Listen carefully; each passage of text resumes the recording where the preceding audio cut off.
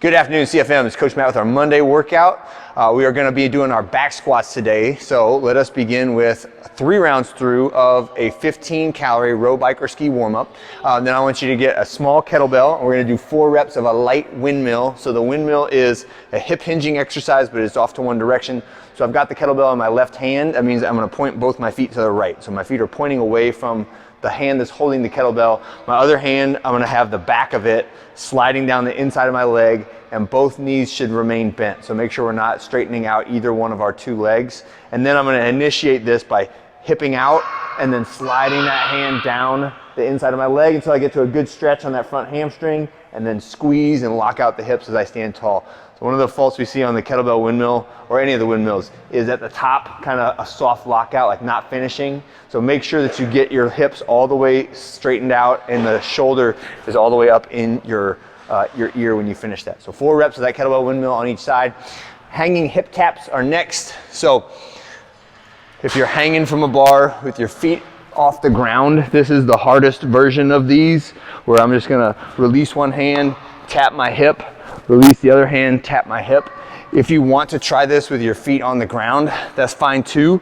Just try to get a little tippy toe pressure here. So it's still more challenging than a double arm hang with my feet on the ground, but it's not quite as challenging as having both my feet up off the ground. So play with that, play with the different resistances that you have on that, so you can get a little good grip warm up and shoulder warm up on that.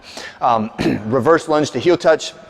So now we're gonna step back, and then I'm twisting towards the knee that's forward to try to reach and touch my heel, and then back to the front. And then I'll switch legs, and then I'm twisting the other opposite direction towards the knee that's forward, touch my heel, and then back to the middle. And that one, I always will stretch further and further the more reps I get into that. Like the first rep or 2, I feel really tight, and then the more you do it, the more your hips and your back will loosen up. So don't freak out if you can't get all the way there on your first rep. Just keep doing it, and you'll loosen up as you go through. Last one is either 4 reps or 30 seconds working on a handstand. So make sure we don't take longer than 30 seconds, just because I can't get all the way up to the wall. If you don't get up to the wall, you just get like halfway up and you can't get all the way up there. Just try it a few more times, but see if you can get your feet all the way to the wall, lock out, and then come back down. Practice that. If you want to practice it on the open floor or with the spotter, any of those are fine. Again, don't let that take too long on the handstands. All right, when we finish that, then we can go into our back squat warm-ups. And the version of the squat we're doing today is a 3-second pause at or below parallel. Okay, so when I have my bar, I'm gonna take it out of the rack, take my step back, and I do have this bench here, and I'll explain that in a second, but I'm going all the way down, 1 1000, 2 1000, 3 1000, and then drive back up. And I'm trying really hard not to pause above parallel, also not to continue the drop after I've paused. I don't want to reload that little bounce at the bottom. I want you to try to start from a dead stop at the bottom. That is the purpose of the back squat with the pause.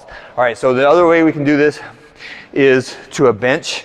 And if I do this to a bench or a box, I would just try to pause with my butt just barely touching it, but still lots of weight in my legs, and then stand back tall, okay? And it gives you a really good consistent depth to stop at, while not being as challenging on my low back and my knees, okay?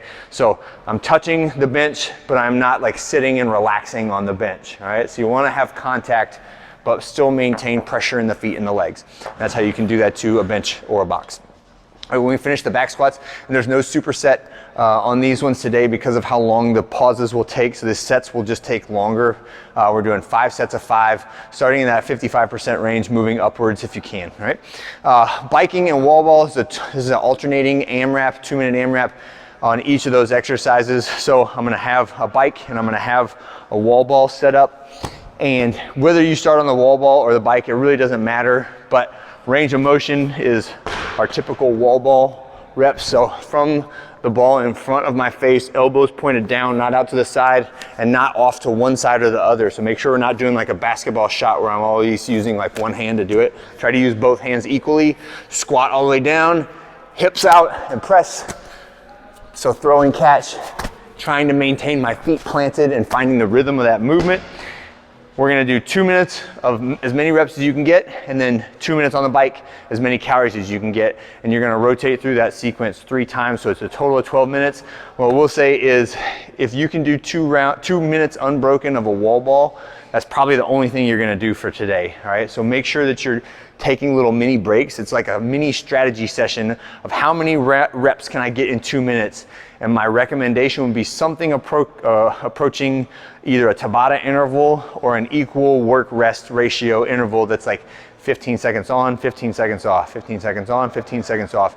That, allowing yourself to stop before you get to complete fatigue, will help you to get more reps in total for the total workout. If you go to failure and then it takes you like 45 seconds to recover, you will definitely not get as many reps as if you do mini sets and mini rests.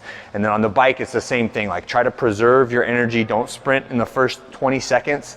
Just kind of go at a higher than average pace, a little bit uncomfortable pace, but nothing that's going to kill you, because you got to last for 12 minutes on this one. So it's a lot of exercise of your pace control.